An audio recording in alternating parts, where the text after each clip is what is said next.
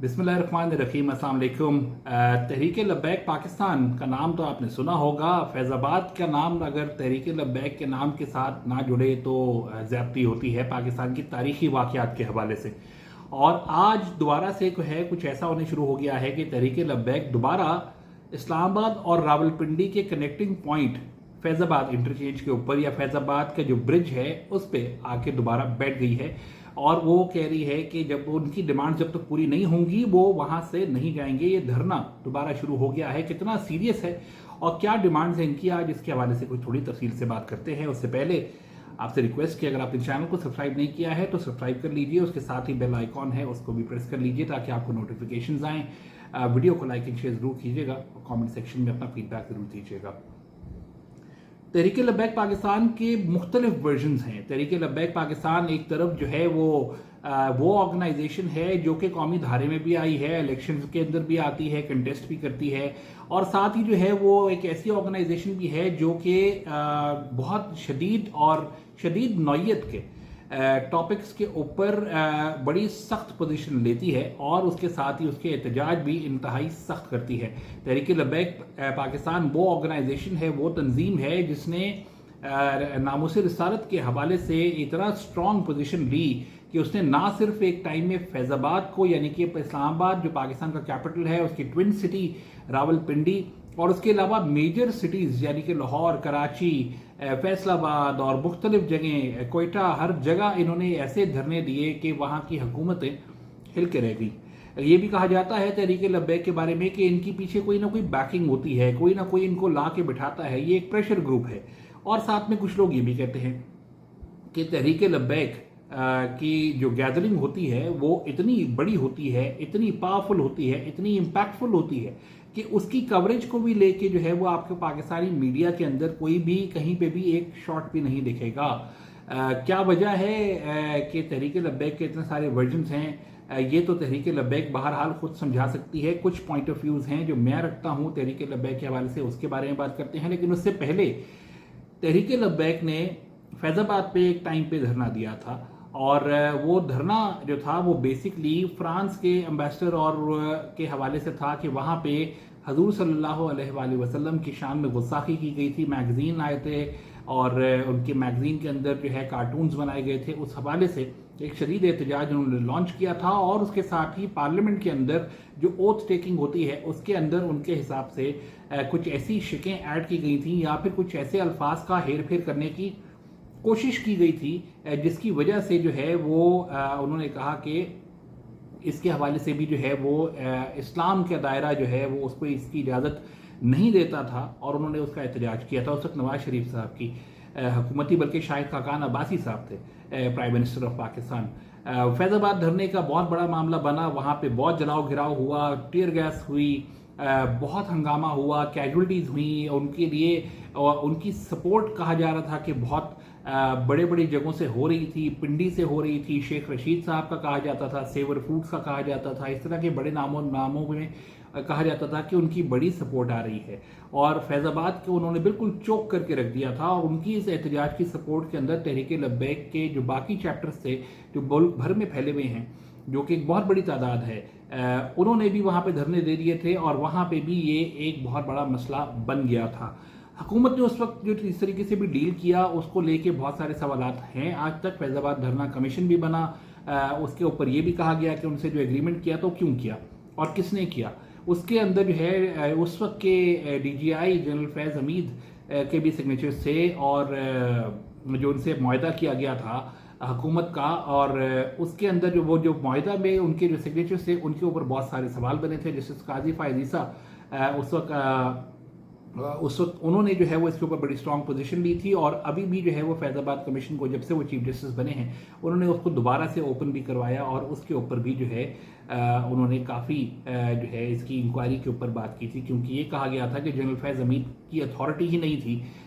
कि वो किस बेस के ऊपर जो है किस बेसिस के ऊपर उन्होंने उस एग्रीमेंट के ऊपर जो कि गवर्नमेंट का और एक पॉलिटिकल पार्टी का था, तहरीक लब्बैक पाकिस्तान और हुकूमत पाकिस्तान का था, उसके अंदर वो किस अथॉरिटी से आ रहे थे। साथ में ये भी कहा गया कि एस्टैब्लिशमेंट ने ही इन लोगों को बिठाया था उस ज़माने में और उन्होंने ही उनको वापस भेजा, क्योंकि वो वीडियोस वायरल हो गई जिसमें लोगों को पैसे बांटते हुए दिखे रेंजर्स के एक एहलकार थे, सीनियर ऑफिसर थे, वो वहाँ पे हर किसी को पैसे बांट रहे थे कि जी उनके वापस जाने के लिए उनको कॉम्पनसेट कर रहे थे। ये तमाम चीज़ें तो हुई। उसके बाद तहरीक लब्बैक पाकिस्तान को इवन सब प्रोस्क्राइब ऑर्गेनाइजेशन भी डिक्लेयर कर दिया गया, और ये भी कहा गया कि तहरीक लब्बैक पाकिस्तान एक एक्सट्रीमिस्ट ऑर्गेनाइजेशन है, एक रिजिड ऑर्गेनाइजेशन है, जो कि कुछ अरसे के बाद ही जो है उसको ये लिफ्ट कर दिया गया उसके ऊपर से, और उसको दोबारा अलाउ किया गया क्योंकि वो एक रजिस्टर्ड सियासी पार्टी भी है, रिलीजियस पार्टी है, और वो इलेक्शन भी लड़ती है, तो उनको दोबारा से इस मामले के ऊपर भी लेवरेज दी गई। अब जो आज जो हो रहा है वो ये हो रहा है कि तहरीक लब्बैक पाकिस्तान जो है वो आज इनफैक्ट कल रावलपिंडी के मरीर के एरिया से शुरू की हुई रैली लेके, एक बहुत बड़ी रैली, बहुत बड़ी तादाद है लोगों की, वहां से लेके वो फैजाबाद आई, और फैजाबाद आके जो तहरीक लब्बैक के बानी थे खादिम रिजवी साहब, जिनके बारे में बहुत सारी बातें मशहूर हैं, किस तरह की वो ज़बान इस्तेमाल करते थे, किस तरह से उन्होंने डी चौक के ऊपर भी बैठ के जूते लोगों से फिकवाए थे कि ये ऊपर से हेलीकॉप्टर जा रहा है उसको मारो, किस तरह से जो है वो मतलब वो अल्फाज में क्या इस्तेमाल करूं कि वो पैंदी सिरी कहते थे, तो इस तरह की जो है वो अल्फाज इस्तेमाल जो करते थे। उनके जो बेटे हैं, क्योंकि उनका इंतकाल हो चुका है, और बाय द वे उनका जब इंतकाल हुआ था तो मीनार पाकिस्तान पे शायद पाकिस्तान की तारीख के सबसे बड़े जो जनाजे थे उनमें से एक जनाजा उनका पढ़ा गया था। इतनी बड़ी तादाद लोगों की आई थी वहाँ पे पूरे पाकिस्तान से। तो उनकी वफात के बाद जो है अब साद रिजवी, उनके बेटे जो हैं, वो तहरीक लब्बैक पाकिस्तान की इस रैली को लीड कर रहे थे, और लीड करते हुए वो आए और वो फैज़ाबाद पहुंचे, और फैज़ाबाद के उसी जगह के ऊपर पहुंच के, उसी ब्रिज के ऊपर पहुंच के उन्होंने कहा कि हमारी डिमांड जब तक पूरी नहीं होंगी तो हम यहाँ से अब वापस नहीं जाएंगे। और तब से ये धरना लगा हुआ है। दोबारा कंडीशन ऑलमोस्ट वैसी है कि जिसमें फैज़ाबाद बेसिकली अब एक नो गो एरिया बन चुका है, उसके तमाम रास्ते बंद कर दिए गए हैं, ट्रैफिक डाइवर्ट कर दी गई है, और अंदर खाते कोई इनसे बातचीत कुछ चल रही है। आज की जो रैली है, ये अब जो रैली चल रही है, ये किस लिए है? ये है फ़लस्तीन के लिए, ये है गज़ा के लिए, ये इजराइल के खिलाफ की जा रही है, इजराइल की जारी बर्बरियत के खिलाफ की जा रही है, जो कि उसने गज़ा में हमले कर करके तारी करके रखी हुई है। अब ऐसे में इनकी जो 3 डिमांड्स हैं इस रैली के अंदर, और इस रैली को जो है वो तहरीक लब्बैक पाकिस्तान के साथ एक जो टाइटल दिया गया है वो किया गया है लब्बैक या फ़लस्तीन या लब्बैक या गज़ा। इस रैली के अंदर जो ये कह रहे हैं, जो इनकी डिमांड्स पूरी करें हुकूमत से, वो डिमांड्स क्या हैं? वो डिमांड्स ये है कि पहली 3 डिमांड्स हैं इन टोटल। तो पहली डिमांड ये है कि फौरी तौर के ऊपर पाकिस्तान हुकूमत गज़ा के अंदर मेडिकल सप्लाईज और फूड सप्लाईज का इंतज़ाम करे, और फौरी तौर के ऊपर वहाँ पे फूड सप्लाईज पहुँचाई जाए। ये पहली डिमांड है। दूसरी डिमांड ये है कि पाकिस्तान जो है ये क्या नाम है, इजरायली जो प्रोडक्ट्स हैं, जिसको आपको पता है पाकिस्तान में ये एक बहुत बड़ा एक कैंपेन चली हुई है, KFC है और मैकडॉनल्ड्स है, और इस तरह की जो इजरायली कंपनियों की जो प्रोडक्ट्स हैं पाकिस्तान में, उनका बहुत लोग इंडिविजुअल बेसिस के ऊपर या कम्युनिटी बेसिस के ऊपर बाइकआउट कर रहे हैं। तो ये कह रहे हैं कि गवर्नमेंट इसको ऑफिशियली अनाउंस करे कि इजरायली प्रोडक्ट्स को पाकिस्तान में बैन कर दिया गया officially.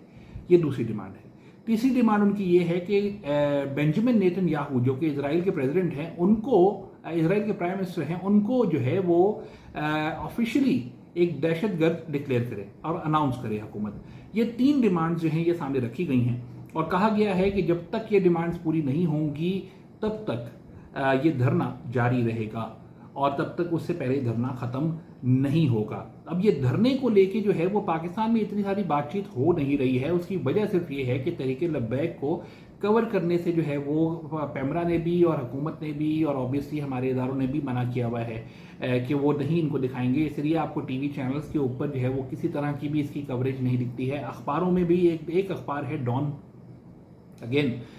stands out by far one of the most influential and one of the most credible and best newspapers in Pakistan, उसने इसके बारे में लिखा है, लेकिन उसके अलावा किसी और ने भी इस बारे में कोई जिक्र नहीं किया है, क्योंकि इस मामले को दबा के रखा हुआ है। ये इस वजह से किया गया है क्योंकि पहले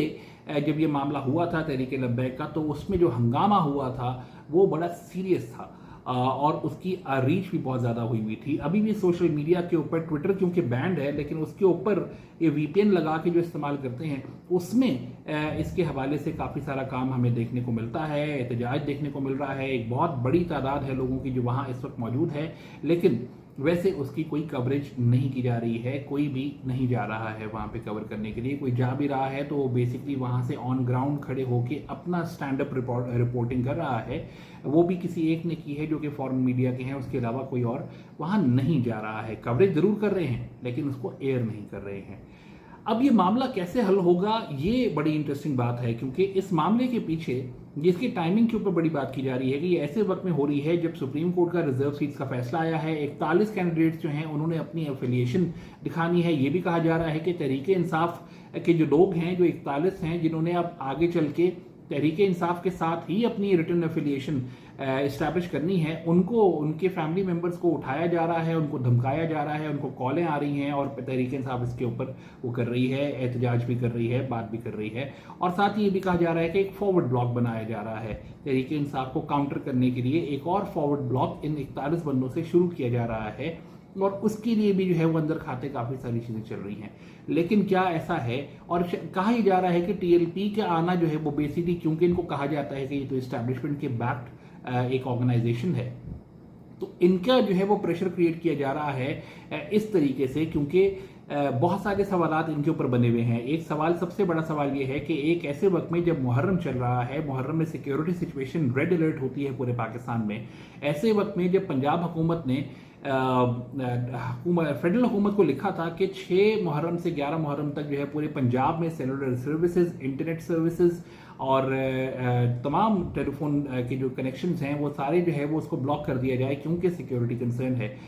तो सवाल ये बनता है कि ऐसे वक्त में आपके पंजाब के अंदर ही जो रावलपिंडी है, रावलपिंडी के अंदर एक इतनी बड़ी तादाद में लोगों की रैली आपने कैसे अलाउ की? कैसे आपने उनको अलाउ कर दिया कि वो फैजाबाद पे आके बैठें और वहां आके धरना दे दें, और आपने वो होने दिया? और आज अब जो है वो हुकूमत बेसिकली और कुछ नहीं कर रही है सिवाय इसके कि वो उसको मीडिया ग्लेयर और लोगों के सामने पोर्ट्रे होने से रोक रही है, बाउंड कर रही है या उसको ब्लॉक कर रही है। हाउएवर ऑन ग्राउंड सिचुएशन ये है कि वो लोग अभी भी बैठे हैं, धरना दे के बैठे हैं, और वो कहते हैं हम नहीं जाएंगे जब तक हुकूमत उनकी ये 3 डिमांड्स को पूरा नहीं करती है। अब देखना ये है कि इसमें हुकूमत करती क्या है, क्योंकि देखिए गजा के हवाले से अगर बात करें तो गजा को लेके डी चौक के ऊपर भी एक एहतजाज हुआ था और वहां पे भी जो है वो लोग आके बैठे थे, रोज आके बैठे हुए थे, धरना दे के बैठे हुए थे। डी चौक को बंद कर दिया गया था, लेकिन वो क्योंकि पुरअमन थे तो पुरअमन एहतजाज करने वालों को वैसे भी पाकिस्तान में किसी खाते में लिखा नहीं जाता, उनको सुना नहीं जाता। हद तो ये हो गई, वहां पे एक गाड़ी गुजरती हुई दो लोगों को अपनी गाड़ी तले रोन के चली गई और पता चला कि वो कोई सीनियर अफसर हैं, तो इसलिए उनको भी कुछ नहीं कहा गया और अल्टीमेटली वो धरना खत्म हो गया। कोई उसकी बात कोई खास हुई नहीं। शुरू की बहुत सारी दिन कवरेज हुई और उसके बाद मीडिया की अटेंशन भी उससे हट गई, इवन दो वो डी चौक पे बैठे हुए थे। अब ये देखना है कि टीएलपी क्या करती है, क्योंकि टीएलपी का जो तर्जे एहतजाज है वो एहतजाज की शक्ल का ही होता है जैसा पाकिस्तान में होता है। उन्होंने रस्ते बंद कर दिए हैं, उन्होंने दोनों शहरों को चौक किया हुआ है, इस वक्त जो उनकी कनेक्टिविटी है वो बंद कर दी है और वो किसी को भी वहां से आना जाना नहीं करने दे रहे। इवन दो कि एक रास्ता वहां पे उन्होंने खुला छोड़ा हुआ है, क्योंकि वो ये कह रहे हैं कि हम कुछ दिन तो वेट करेंगे, इस एहतजाज के अंदर धरना दे के बैठेंगे, अगर हुकूमत उसके ऊपर नहीं आई तो फिर वो अगला लाएमल तय करेंगे। और अगला लाएमल टीएलपी की एक अगर आप रख के देखें तो वो और ज्यादा एग्रेसिव हो सकता है, वो आगे बढ़ने का ऐलान कर सकते हैं, वो वहां पे पूरे रास्ते जो उन्होंने अभी फिलहाल थोड़े बहुत छोड़े हुए हैं उनको भी बंद कर सकते हैं। वो बाकी मुल्कों में अपनी ब्रांचेज, अपनी एहतजाज की जो है आउटरीच बढ़ा सकते हैं, फैला सकते हैं, क्योंकि ये वो पहले कर चुके हैं और वो तकरीबन मुल्क को जो है वो चोक कर दिया था उन्होंने, सारी मेजर सिटीज को और मेजर हाईवेज को और मोटरवेज को। ऐसा अगर होना है तो दोबारा जैसे पहले उस वक्त की हुकूमत ने जो है वो अपनी कायरी और अपनी इनकॉम्पिटेंसी या अपनी lack of ability to act उन्होंने वहां पे एक्सपोज की थी, तो ऐसा लगता है कि कहीं अभी भी जो है वो इस तरह की ही कोई चीज ना हो, क्योंकि अगर इस चीज को बढ़ने दिया तो TLP has the tendency to actually spread it wings that could spread chaos across the country, और ये चीज जो है वो अलाउ नहीं करनी चाहिए या इसको होने नहीं देना चाहिए। कोई ना कोई रास्ता इसका निकालना चाहिए, क्योंकि जो इनकी 3 डिमांड्स हैं उन 3 डिमांड में से अगर आप 2 को देखें या कम से कम पहली को देखें तो वो पाकिस्तान मीट कर रहा है। अलखिदमत फाउंडेशन के जरिए बहुत सारी इमदाद ऑलरेडी गजा जा रही है, पहुंच रही है, और उसी रूट से पहुंचती है जिस रूट से बाकी दुनिया की इमदाद वहां पहुंच रही है। तो पहली डिमांड जो है वो हुकूमती लेवल के ऊपर, या कम से कम वो ये कह सकते हैं कि हम इसको ओन करते हैं, और पाकिस्तान भी उसकी सपोर्ट कर रहा है, वो ऑफिशियली भी करता है एड्स के हिसाब से। और दूसरी तरफ अगर आप देखें जो दूसरी डिमांड है कि यहाँ पे इजरायली प्रोडक्ट्स को बैन कर दिया जाए उसके हवाले से भी जो है एक लेजिस्लेशन ज़रूर उनको इस चीज़ के ऊपर तसल्ली करवाई जा सकती है कि देखिए लोग अपने तई इसके ऊपर तो कर ही रहे हैं, लेकिन हुकूमत भी इस मामले के ऊपर ये बात पार्लियामेंट में या कैबिनेट के सामने रखेगी। ये कम से कम उनको डिस्पर्स करने के लिए किया जा सकता है। तीसरा, बेंजामिन नेतन्याहू को टेररिस्ट दहशतगर्द डिक्लेयर करना, उसके हवाले से भी पाकिस्तान ने आज तक इजराइल को कभी भी रिकग्नाइज नहीं किया है और पाकिस्तान फ़लस्तीन को एज अ स्टेट रिकग्नाइज करता है। तो कहीं ना कहीं से कोई ना कोई इस तरह के रास्ते ढूंढे जा सकते हैं, निकाले जा सकते हैं अगर पाकिस्तान की हुकूमत चाहे। लेकिन अगर वो वही हरकत करेंगे जैसे पहले की थी कि इनको बैठे रहने देंगे, इनको आहिस्ता आहिस्ता इनके जो है वो सब्र जो है उसको टेस्ट करेंगे, इनके पेशेंस को टेस्ट करेंगे, तो अल्टीमेटली टीएलपी अगर एग्रेसिव हुई तो वो एक क्योटिक सिचुएशन बन जाएगी। उस सिचुएशन में जाने से पहले इस तमाम सिचुएशन को डिफ्यूज कर देना चाहिए और इसके अंदर हुकूमत और इस्टेब्लिशमेंट दोनों को अपना किरदार अदा करना चाहिए, इससे पहले कि ये पूरा जो मामला है ये अभी तक जो सिर्फ फैजाबाद की एक पुल तक महदूद है, ऐसा ना हो कि कहीं वो पुल से बढ़ के पूरे मुल्क में फैल जाए और एक आवाज़ के ऊपर तहरीक लब्बैक की लाखों की तादाद के अंदर लोग बाहर आते हैं। उनकी सपोर्ट बहुत बड़ी है। इस चीज़ को उनकी क्रेडिट में रख के इस मामले को डिफ्यूज़ करने की पूरी कोशिश करनी चाहिए और फौरी तौर के ऊपर कोशिश करनी चाहिए, वरना ये मामला आगे चल के पाकिस्तान की हुकूमत के लिए, पाकिस्तान की इस्टेब्लिशमेंट के लिए, इदारों के लिए और पाकिस्तान के ओवरऑल पॉलिटिकल निज़ाम के लिए जो है एक बहुत बड़ा चैलेंज बन के सामने आ सकता है। बहुत शुक्रिया।